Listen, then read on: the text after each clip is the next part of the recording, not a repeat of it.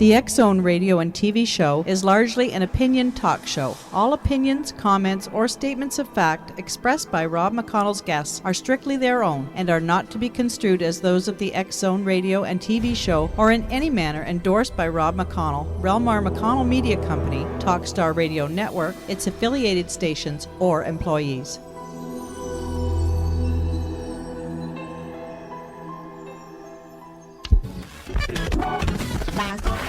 All Hit Radio.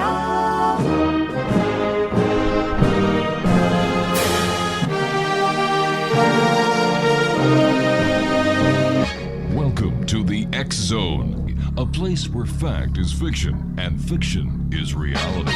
Now, here's your host, Rob McConnell.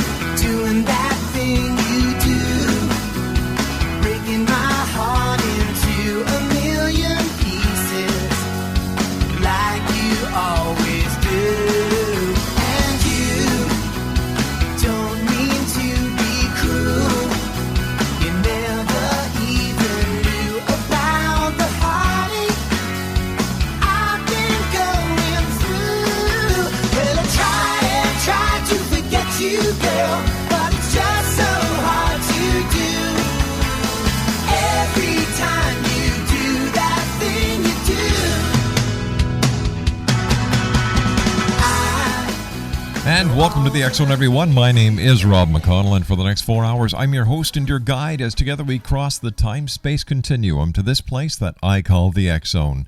It's a place where people dare to believe and dare to be heard. It's a place where fact is fiction and fiction is reality. And the X Zone comes to you Monday through Friday from 10 p.m. Eastern until 2 a.m. Eastern. Then the show's repeated in its entirety from 2 until 6 a.m. on the Talkstar Radio Network and on the X Zone Broadcast Network. If you'd like to give us a call, our toll-free worldwide number is 1-800-610-7035. That's 1-800-610-7035. My email address is xzone@xzoneradiotv.com. On MSN Messenger, xzoneradiotv@hotmail.com. And our website, www.xzoneradiotv.com. My guest this hour is Nancy Beck, and Nancy has been a critical care nurse for the last 23 years with the highest designation in one of the nation's best hospitals alongside top cardiac surgeons, and she is at the forefront of the mind-body-spirit connection. She has taken what she has learned to help expedite the healing process of her patients and brought it home to her family. The good news is that she has simplified what took an entire nursing career into something that you can learn in just minutes. She can teach you how to help your children experience the world with a fresh, kind, natural, and loving understanding of life through a method called Pillow Talk. She is the founder of NurseNancyTalk.com, author of Pillow Talk, Loving Affirmations to Encourage and Guide Your Children, mind, body, spirit coach, guided imagery practitioner, and critical care nurse. Once again, her website is www.nursenancytalk.com. Nancy Beck, welcome to the X Zone. God, thank you. Thank you for that introduction. Nancy, tell us where your desire to amalgamate the mind, body, and spirit comes from. Well, I was blessed to meet a wonderful doctor, Dr. Irene Hickman, through my work. And Irene Hickman had written a book, and her book showed me that through the use of words, we can have absolute healing of the body by carefully placed words. And she directed me on to Linda Gentry, who is a practitioner of hypnotherapy. And so I became certified as a hypnotherapist, and I was just overwhelmed by the results of what we can accomplish in our life and to help other people by the use of creative and properly used words. Such as? Well, I have had several patients who have gone through really pretty traumatic surgeries, such as having a lung surgery, and when their body is unexpectedly having this type of traumatic event done to it, they respond in a way that's overwhelmed and very negative for them, and they're not in the best place for thought of healing.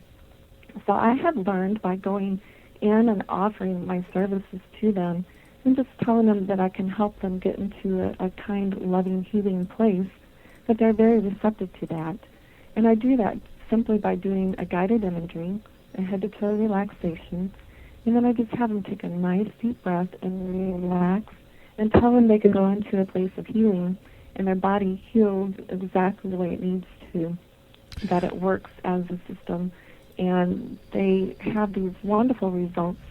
Their chest tubes no longer create the pain for them that they've been having before, because they know they're exactly where they need to be at this moment in time. All right, Nancy, stand by. You and I have to take our commercial break. We'll be back in 2 minutes. Nancy Beck is our guest this hour. Exonation, www.nursenancytalk.com. And we'll be back on the other side of this commercial break as the X Zone continues from our studios in Hamilton, Ontario, Canada, on the Talkstar Radio Network and on the X Zone Broadcast Network. My name is Rob McConnell. I'll be back with Nancy Beck on the other side of this 2-minute break. Don't go away.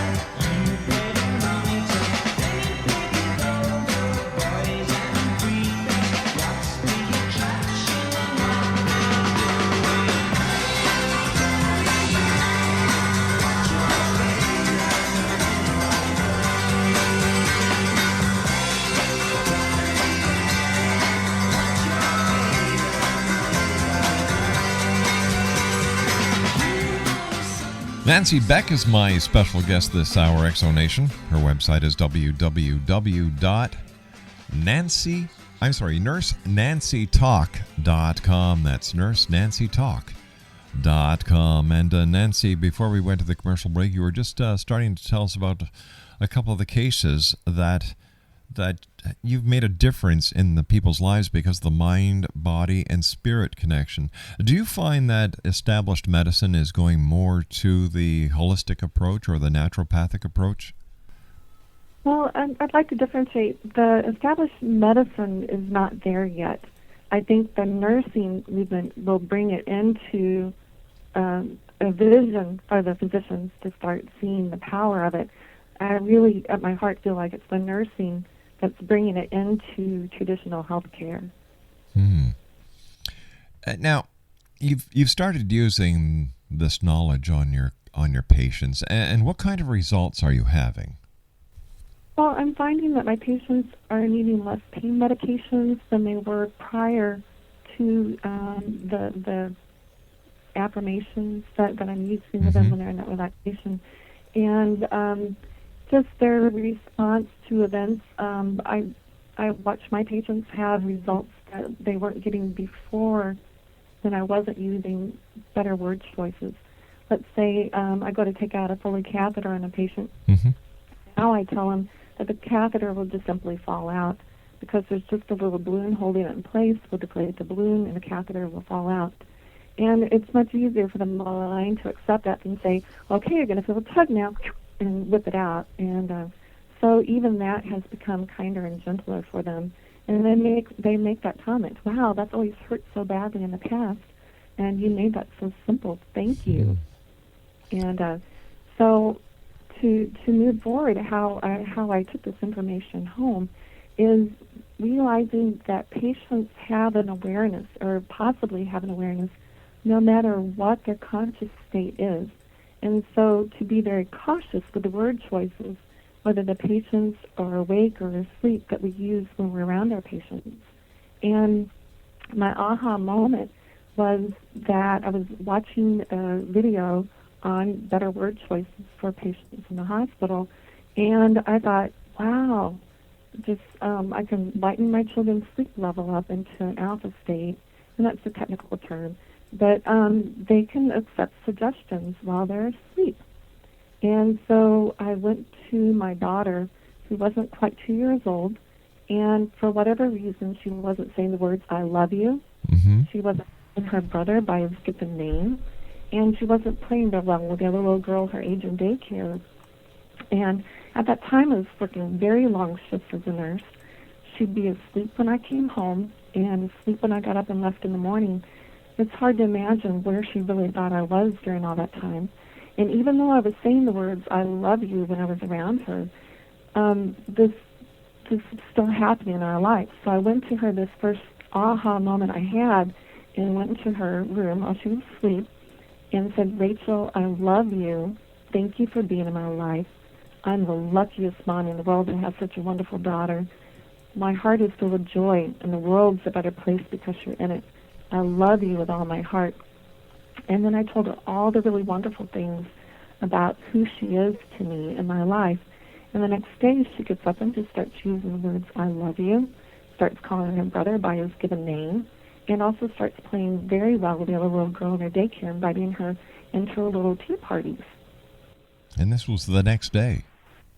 It happened, well, all of it happened the next day except for the daycare event because she wasn't at daycare the next day. But the next time she was in her daycare, yes. It was absolutely wonderful and beautiful. And we just recognized how special this new skill is, and recognized that I needed to share that with other people in case they were having other events in their life that their children could benefit from.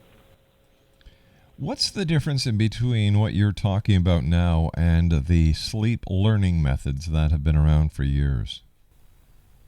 Well, what I'm doing in the pillow talks is it's a very short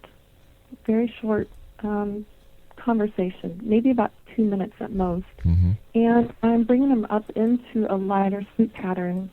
And because of that, the suggestions are readily accepted.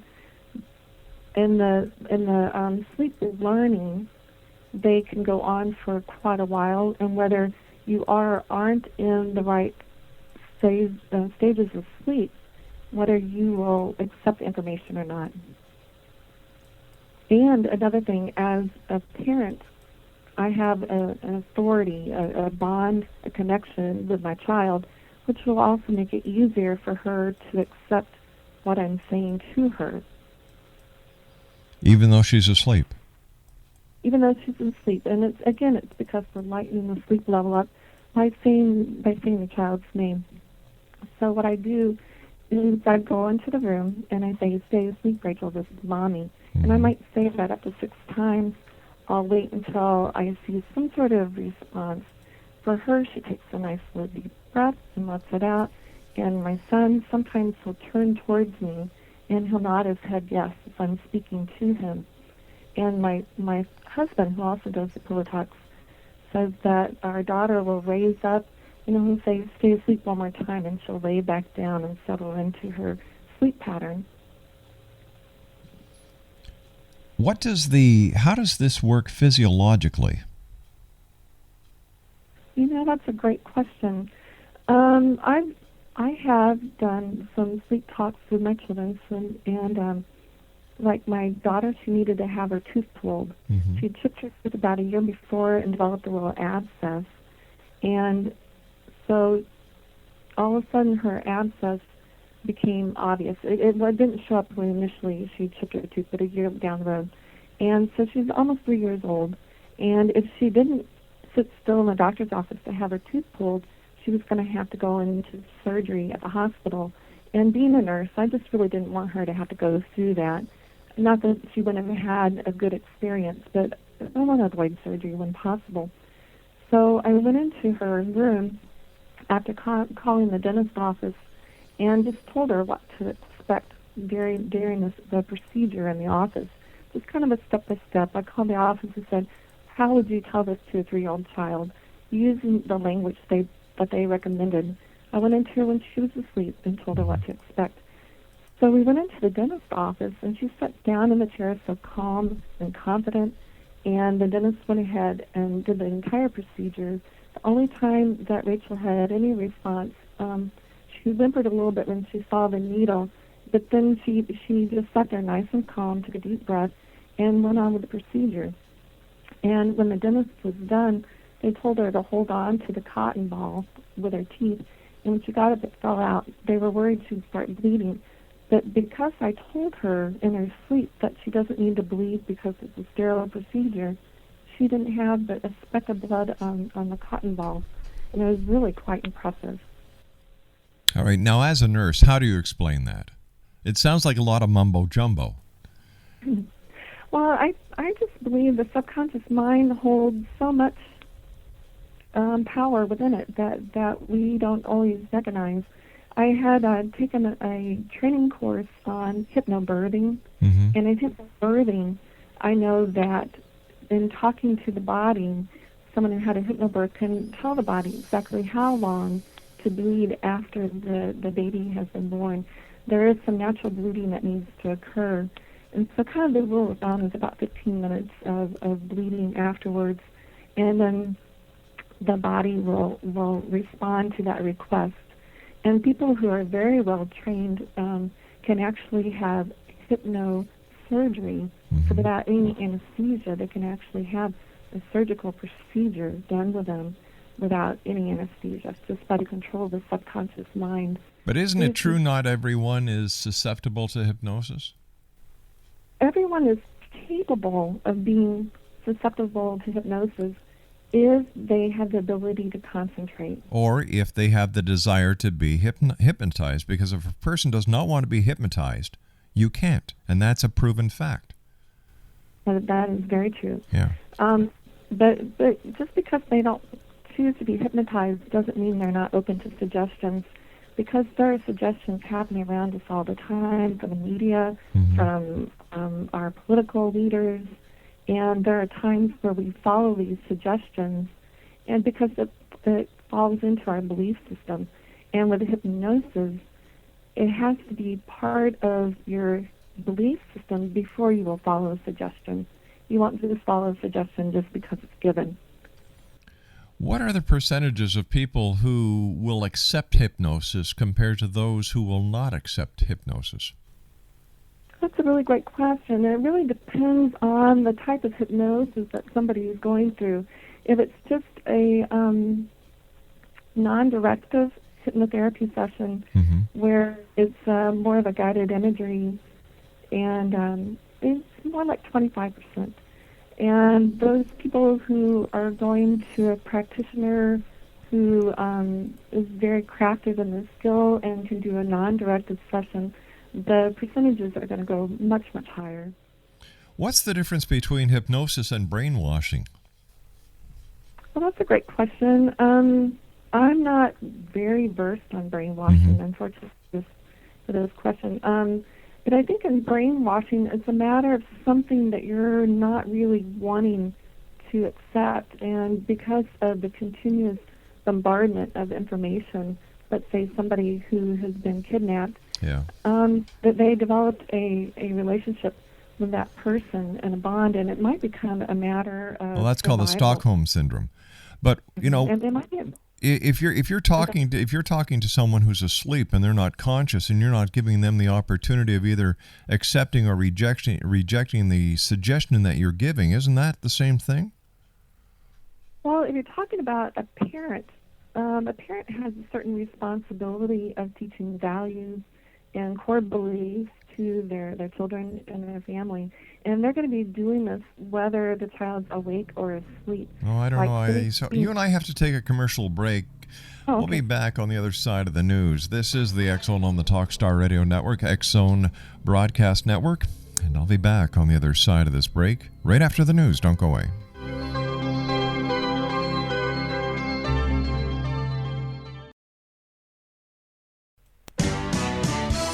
Hi, this is Eric Rawls of Cosmoverse.com, and you're listening to Rob McConnell in the X Zone.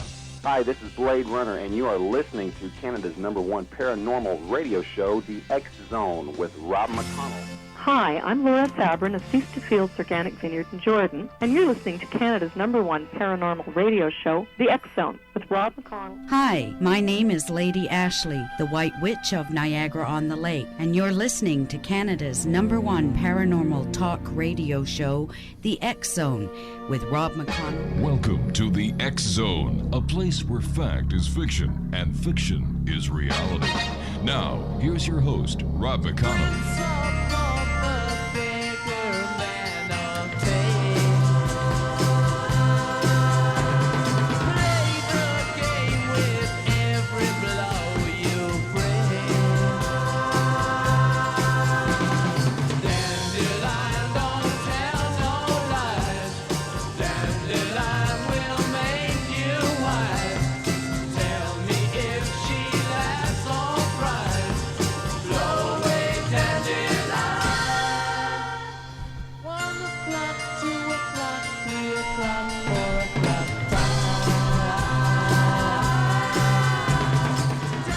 Nancy Beck is our guest, X-Zone Nation. NurseNancyTalk.com. That's NurseNancyTalk.com. And Nancy, before we went to the commercial break, I was asking you what the difference between, brainwashing and the power of suggestion is. And you said, well, because it's a matter of permission. I guess it's either you want to do it, and if you agree, then it's okay, but if you're being brainwashed, it's against your will. And I guess my question is, where do we draw the line, even as parents, on programming or not programming our children, and what gives us the right to use their sleep in order to program them? Well, what I'm thinking about when you ask the question is there's so much programming going on every day in their life, when they're school, when they're watching TV. But but you see, the way I look at it, they're conscious. They have the ability to change the channel. They have the ability to walk out of the room. They don't have to. When you're in school, that's a totally different thing. You're there to learn. If you call learning programming, I guess we can call it that. But when it comes to people programming people when they're asleep, without their knowledge or without their consent, where do we draw the line to a person's rights?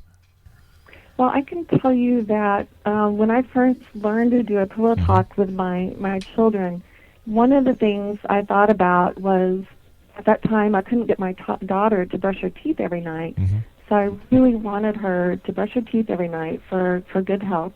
And so I went in and did a pillow talk with her and said, to stay healthy, you brush your teeth every night, and that's the one way to take good care of your body.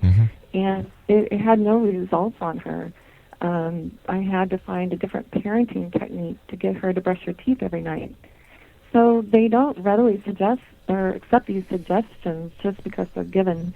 They still have a filter in there called the critical factor that keeps them from accepting everything that I say without filtering it. Who's using Pillow Talk these days? Well, I find that parents that are having situations in their life with their children that they've used regular conversation, and the child hasn't seemed to learn what it is that the message is that the parent has to offer. They go in and use Pillow Talks. Like, for instance, my son was having problems with his math, and I watched him work his math problems, and he simply just wasn't paying attention to adding when he was supposed to add, and subtract when he was supposed to subtract. So we worked through the math problems. He knows how to add. He knows how to subtract. So I went into him when he was asleep and did a pillow talk and said, this is very simple for you. You know how to add. You know how to subtract. All you need to do is pay attention to the questions being asked. Add when you're supposed to add, subtract when you're supposed to subtract, and you'll do great. And within a week, we had a comment back from the teacher saying that she could see the results. And there's also just single parents, grandparents who are now responsible for their children. There's just a variety of people that can benefit from using Pillow Talks for their children. Is it possible that Pillow Talk is replacing responsible parenthood? Because if a parent is responsible and knows what they're doing, I don't see any use for pillow talk. That's a great question. I'm finding that there are natural waking filters the children have that that are distracting them from what message it is that we're wanting them to receive. Just as in when I did the math homework with my son, I had already asked him to just pay attention to the problem, but who knows what he's concentrating on. When does our instruction become nagging? When do they tune us out? And so I like to use the pillow talk for those moments in which I have something to help them with and that they haven't seemed to understand the message. And so I give them pillow talks at those times where the regular parenting technique hasn't already helped them, hasn't already benefited from them. And I like to use it as a teaching tool, and I like to use it as a connection, because when I go in to do a pillow talk with my children, the energy level raises up. I can feel the energy of them when I walk into the room. I'm very sensitive to that. And my energy level goes up, too, just to go in and tell them, I love you. Thank you for being in my life. It just is this magical moment that we both share together. And that's my favorite pillow talk to do, is just simply elevating that connection that we already have together. As much as I can see good in pillow talk, I can also see a lot of bad in it. Okay. I can see that if a parent or another person has, it can be used for the wrong reasoning, I guess is what I'm trying to say. It can I see it as like as much as there is good, I can see negative uses for it, and it's the negative uses that are raising the flags here.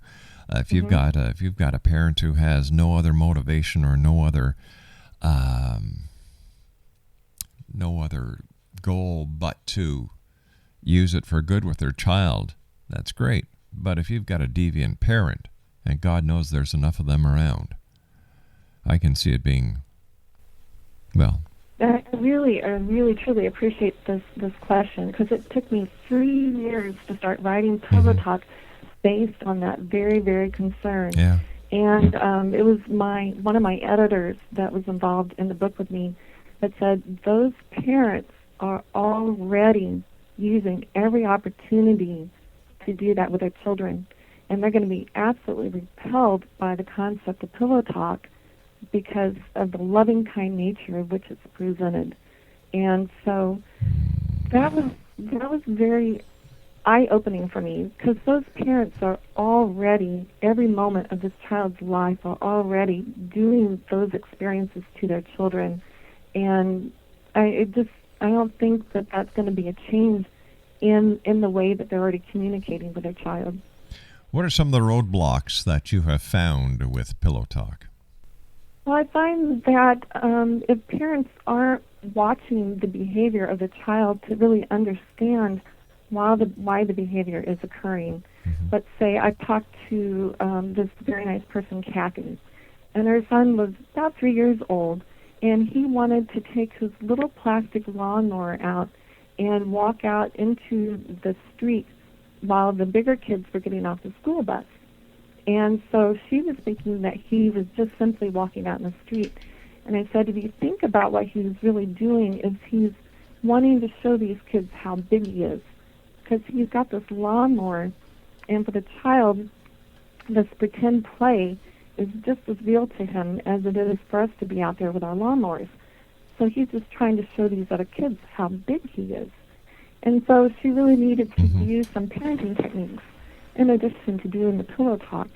So she needed to set some boundaries for him to keep him from walking out in the street. And she also needed to understand why he was walking out in the street. And some of the other things that people aren't quite understanding is how to use affirmations. So affirmations, whether we use them while we're awake or asleep, are very important on the way we choose our words. So there's a child who is running along the poolside a lot of people will say stop or don't run, don't run. And what really needs to happen is you need to say walk, because the mind doesn't process the negative words. And so the child really has to think about what you're saying. So it takes a little bit longer for the child to think the word don't and run, because what they first hear is run and have to process the don't. And so if you can just say walk, there's no filtering that has to happen. It's exactly the outcome that you're wanting to happen that is going to occur. What would happen, all right? You're a trained professional.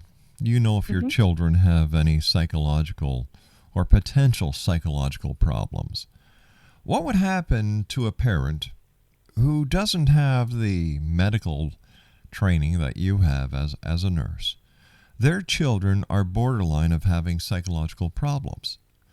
And what happens if they misread their child's behavior as just bad behavior when there's a deeper psychological problem? How would pillow talk affect a child who is on the border of psychological problems? Would it push the child over? And could it be potentially dangerous?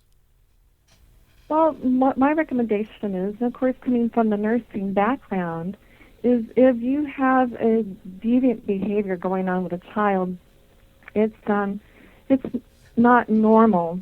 And so I really recommend that you have a trained professional involved in your child's care, and have a trained professional help guide you through the pillow talk process. I have worked with Susan McLeod of Energy Parenting, and in her group, what they do is they use pillow talks, but they have a different name for it, for the children who have some of the deepest problems. And so they've been reserving the use of pillow talks for the children who have some of the deepest problems, but they're using a professional to help them come up with the wordage and the guidance for it. And so whenever there's the deviant behavior, it's going to be my response that you always check with a professional to make sure that you're doing the best you can for your child and providing all the support that your child is needing at that moment in time. How are members of the mainstream how are psychologists or behavioral doctors looking at pillow talk? Are they accepting it?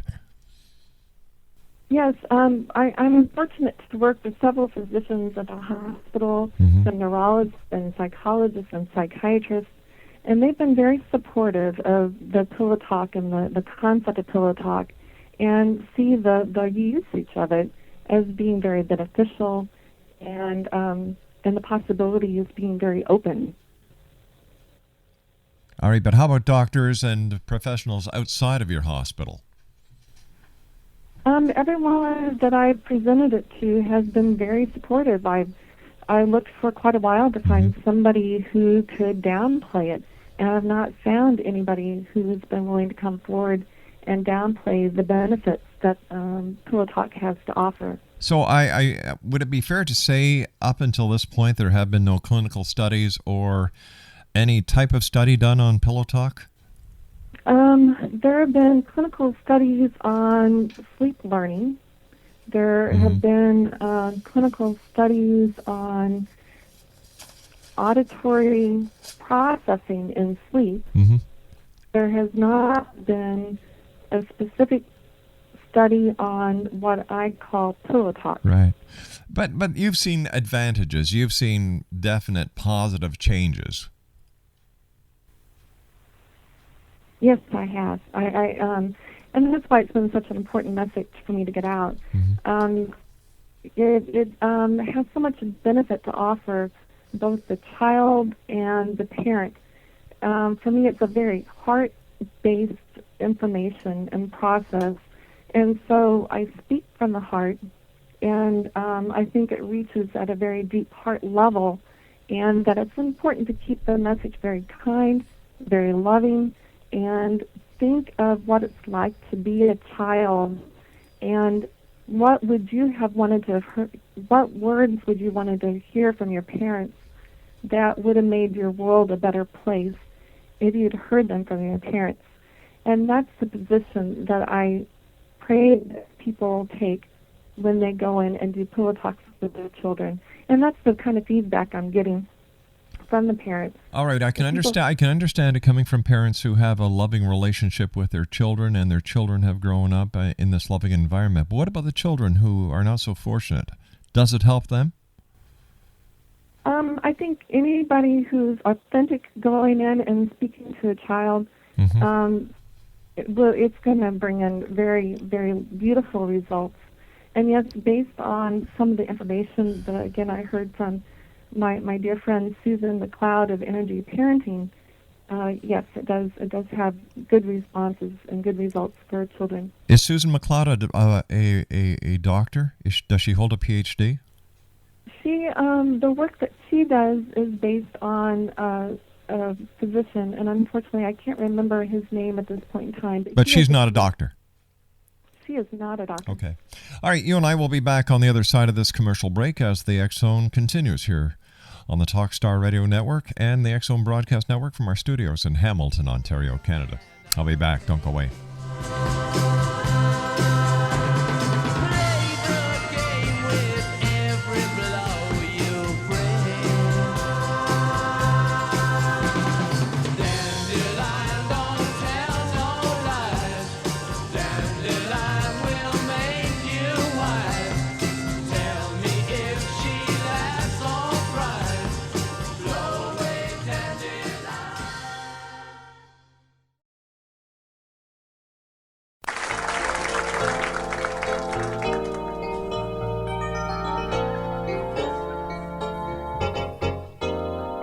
Well, I just got back from Roswell, where the aliens have been.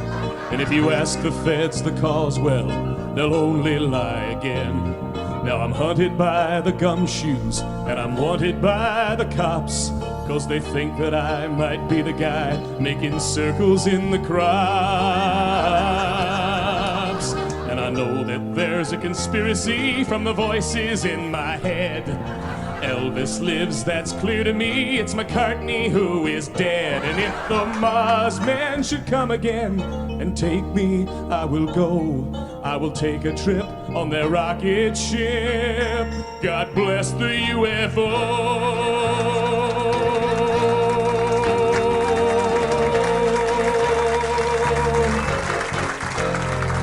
Give JFK this message. It's the Cuban Army's fault. And I know that Dave Koresh is alive inside a vault. We've seen reports in papers of a guy who knows about a car that runs on chewing gum, but the Arabs rubbed him out. And we loudly warn that America is badly unprepared. With the Cold War through, we need something new that can get you good and scared. You wonder just who is warning you of conspiracies today. We're the ones who fill the rumor mill. We are the CIA.